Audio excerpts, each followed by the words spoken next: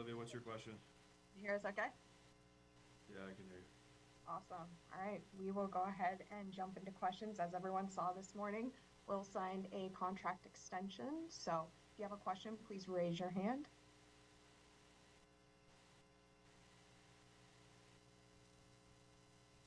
Andy Larson. Hey, well, just want to ask from your perspective, like how this unfolds to go, how the contract negotiations unfold, who represents you, and kind of how those conversations happen. Yeah, I mean, I have an agent like most or all coaches. Ryan, Danny, and Justin are the ones that communicate with them, Justin being the primary communicator. Um, you know, these are conversations that happen over a period of time. It's not a one-day thing. And yeah, so they'd speak about, the kind of the aim of the program and what their thoughts are. I'm fortunate that I work for this group. I think Ryan, Ashley, Danny, Justin have been incredibly good to me from the first day. We've been very aligned the entire way through this process. And so calling it a negotiation, that word sometimes draws up this thought in your mind like it's a contentious thing back and forth, and it's not. I'm very proud to be the coach of the Utah Jazz. So this is something that everybody was really excited about. Ryan Miller. Hey, Will. 6 years is a long time. It'll be what, like 9 years when this thing is all done. How much does that help you just as you're like looking forward to long-term fans, future, to be like, okay, I will be here. This is my job for the foreseeable future. Yeah, I think that's ultimately a big sigh of relief for any coach. We all see every day that this business is not, it's not one where you see a ton of coaches getting long-term commitments. I think ultimately the goal is to continue to build this program and ultimately hang a banner at Delta Center. And to get a commitment of that length shows the belief that, our group has in our coaching staff. And so it makes you feel the confidence from them. That's not something that I've ever doubted. I think the communication that we've had the entire first 3 years, I've felt that I have the confidence of our group, but to get that, quote unquote, put on paper is definitely meaningful. I'm all in on the Utah Jazz. I'm incredibly humbled and grateful to have this opportunity. There are very few moments where I'm really at a loss for words, and this is one of those where the perspective on all of it, the understanding of the commitment that they're making to me and to our staff is really humbling. And we're excited to continue to work. I love representing this organization. I love representing our community and our fan base. So it's a really exciting day. Brian here. Yeah, Coach, you have a real close connection with the guys you mentioned, Ryan, Danny, Justin, and yourself. You guys hang out together, play golf together. How important is that to you to have that connection with those guys? I don't know if that exists in a lot of other NBA coaching positions. Yeah, I think it's what sets us apart is the alignment that we have every day. It's one constant conversation. I think I've said publicly, I'm not sure in 3 years we've ever scheduled a meeting because we don't need to. The conversation is ongoing. We all spend so much time together and are intentional about making sure we all spend time together that the perspective is always there for all four of us. I understand the things that they're thinking about, the things that they're worried about, the things that they may be focused on in the current moment, and they understand the things that I'm worried about and focused on. So I think that connection allows us to navigate what is a hard landscape in professional sports. It's very much a business that is judged and reacted to in sort of an A or F manner. It's either great or it's terrible. And I think that it allows us to really block out all of that noise and stay focused on, you know, the intent of our group and why we're doing what we're doing. I couldn't be luckier to have three people like that I get to work with every day, because like you said, it's not lost on me that this is not normal. Tony Jones. Hey, Coach. What does it mean for you that, you know, this is, you know, been able to get done, you know, in this manner, you know, just kind of as efficiently as it has been done? And, you know, as a secondary question, what's been, you know, some of your favorite moments in these first few years of your tenure? Yeah, it means a lot to get this done and sort of put this part behind us. There's so much work to be done. We have, you know, a lot that we have to do as a staff and as an organization moving forward to get where we want to get to. And so to have this element solidified in the moment is definitely relieving and allows us to focus on the things that we need to focus on. I mean, memories of the first 3 years that's a hard one to pinpoint, because I go back to, you know, the first press conference when I got the job and meeting all of you for the first time and sort of starting to initially feel the weight and responsibility of this job, but also feel the passion and the support of our fan base. You know, the first home game at Delta Center was a moment that I'll never forget.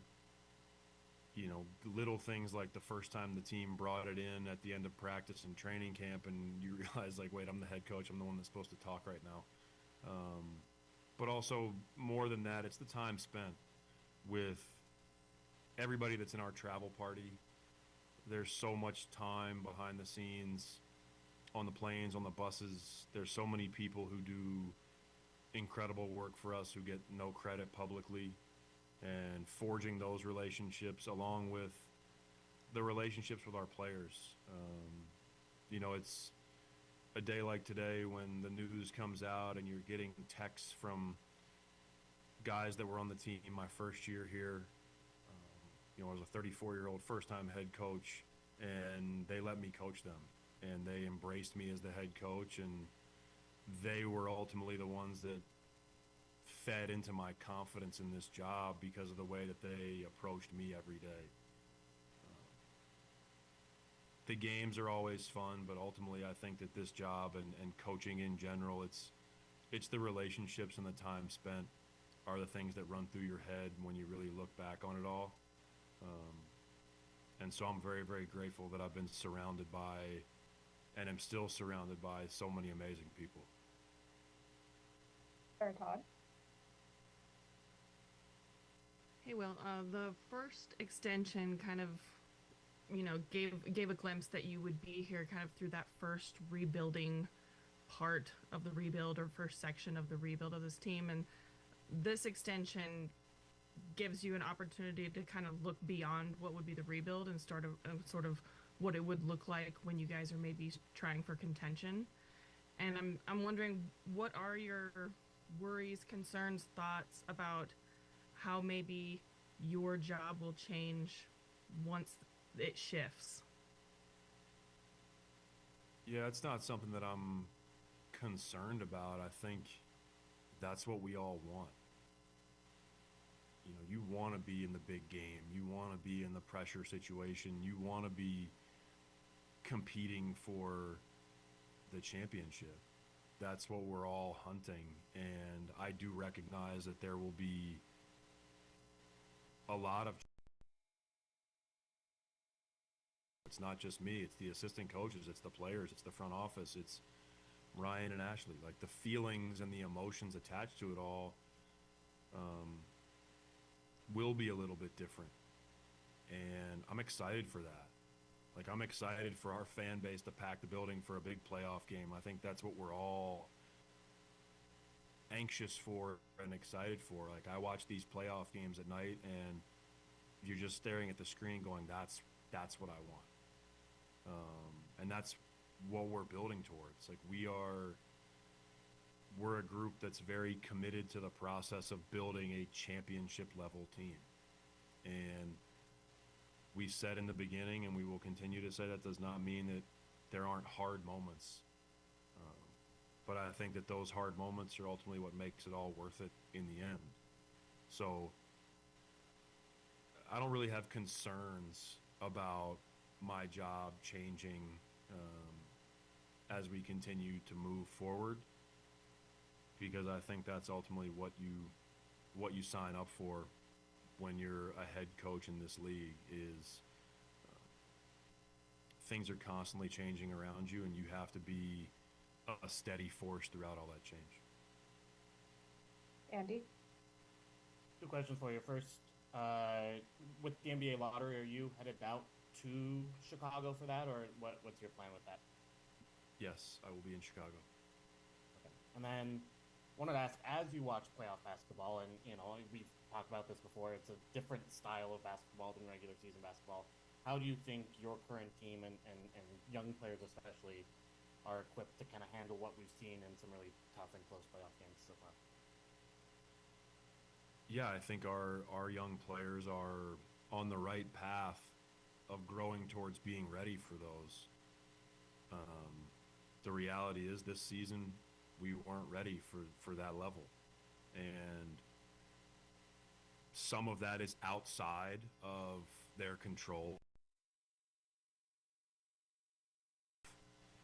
Some experience, but also some physical maturity and some of those things that stand out in some of these games. We're seeing a really, really physical playoffs to this point.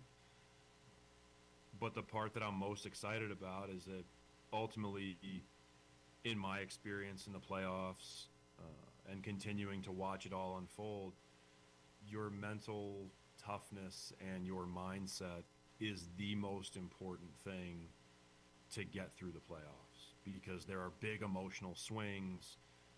You're physically exhausted and you're getting tested every single night. And I think that our group is building that resilience and continuing to improve and work on our mindset every single day, because that's what it's going to take.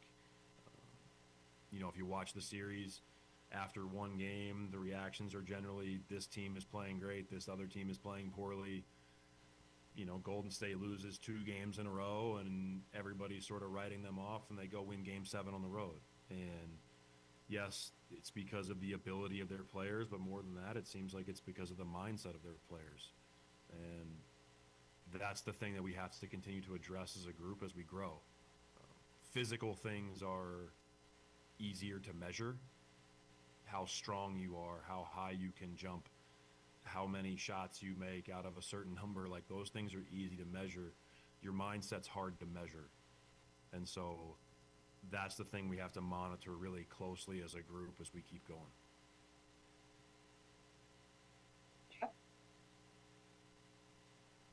Yeah, you mentioned games were hard to come by this season, but man, the fans, every time I went to a game, they're packing the arena, which surprised me. Every time I showed up, that many people were there to watch. What do you want to say to them about how they've supported you, maybe where you are in this process? Yeah, my message to our fan base first and foremost is thank you. Their support means the world to me. It means the world to our team because we need them. And ultimately, we're trying to conduct ourselves in a way that represents them. And you always want your fan base to be proud of how you're operating as a team. And I think that ultimately that's why they showed up every night. I give our fan base a lot of credit.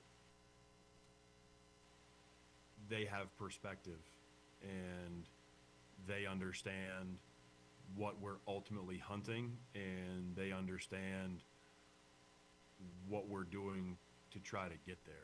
And playing a lot of young players, trying to develop our young talent, the fan base understood that that was going to be hard from a wins and losses standpoint at certain moments. But I do think that they continued to show up because they enjoyed watching our young players compete. There was not a lack of effort on the floor. There was not a lack of passion wearing a Utah Jazz jersey, and that's why they continued to show up. So,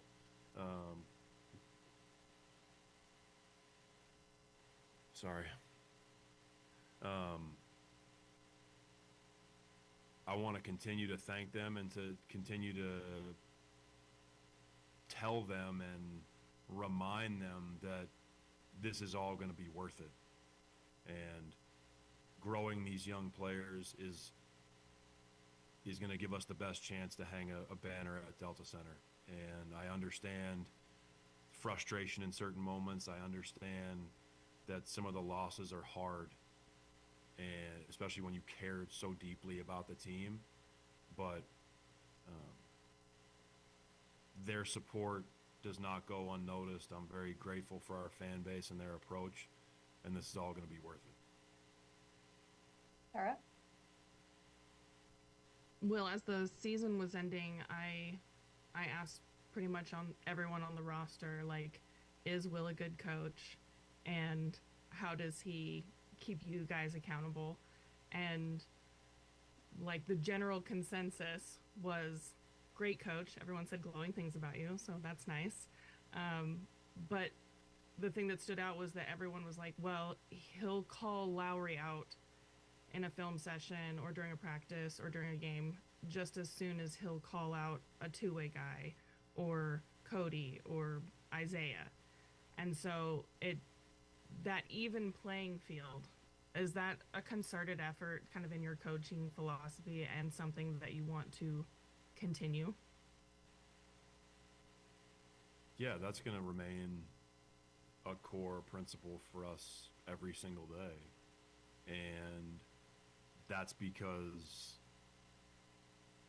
I believe ultimately everybody can improve.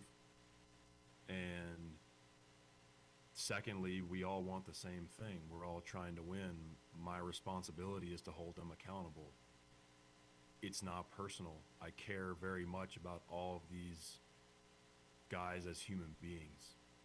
But when we're doing the basketball piece, we're trying to improve as a team. They're trying to improve individually. And it's also a credit to our veteran players, like you mentioned, Lowry. And he allows me to coach him hard in front of the team because he understands that allowing me to do that lets me coach the young players hard and not have them bat an eye. And we don't get into this situation of, well, you don't yell at him when he did this, he did this on that play and you didn't say anything. We want everybody to be held accountable to the same standards. And that's something that, I was fortunate to witness, up close and personal throughout my coaching career, the coaches that I've worked for. And I ultimately think it's the best way to build team cohesion is everybody understanding that the standards have to be the same for everybody. And just because you're on a different contract or you play more minutes doesn't mean that you get to just let things slide. And I want them to continue to want more for themselves. That's my responsibility. And if that means that in certain moments they're all mad at me, that's fine. That comes with the territory, and there's that can be good for a group as well. But, you know, our players deserve a lot of credit for how they've handled themselves. You know, I'm very grateful that they allow me to coach them as hard as I do. Sarah, did you have a follow-up? Yeah, you mentioned having seen the coaches that you've worked for and learning from them, and kind of as the news recently that Pop won't be coming back like to a coaching bench. I'm wondering how much of your coaching style philosophy was learned through him, and is he someone that you think about or talk to when, like, you know, you get a big contract extension? Yeah, I learned an incredible amount from Pop. I think he really set the foundation of values for me that you carry into your team. I also recognize that I'm not Pop and our personalities are not the same. And so I'm not trying to emulate Pop. I do think that the value system, though, is similar. That being said, you know, he's taught me more than I could even explain, allowing me to be a part of his program and their program for 11 years, the opportunities that I was given there, getting to learn from him, getting to learn from the players, getting to learn from, you know, countless assistant coaches that I got to work with and for while I was there, has ultimately shaped a ton of my coaching identity. But I do have to remain true to myself and do it my way and with my voice. So I'm forever grateful to him, you know, that organization and all the coaches and players that I was around while I was there. There's way too many to name each of them by name right now. And yeah, of course, he's somebody that, you know, I speak to. He's a mentor to me in a lot of ways. He's been a very prominent figure in my adult life. You know, I was in San Antonio from age 22 to 33, which is a very formative part of my life.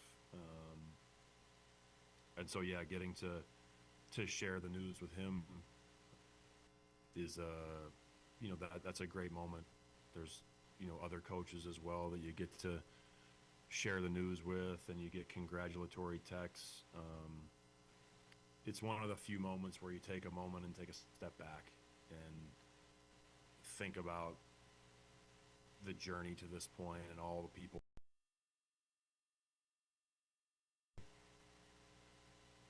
Pop obviously being the most prominent.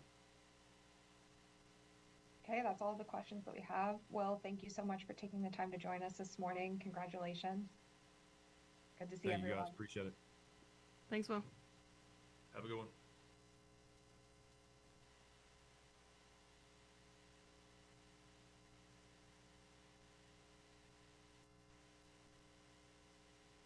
Recording stopped.